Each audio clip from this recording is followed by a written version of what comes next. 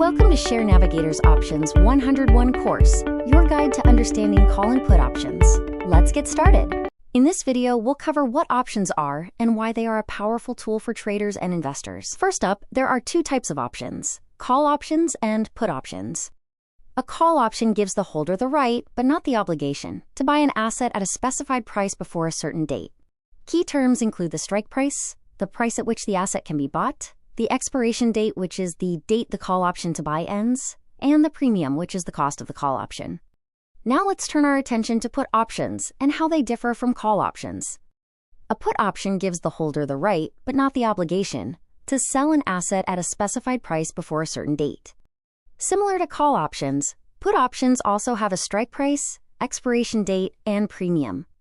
During this course, we'll explore basic strategies like the long call, betting on price increases, and the long put, betting on price decreases.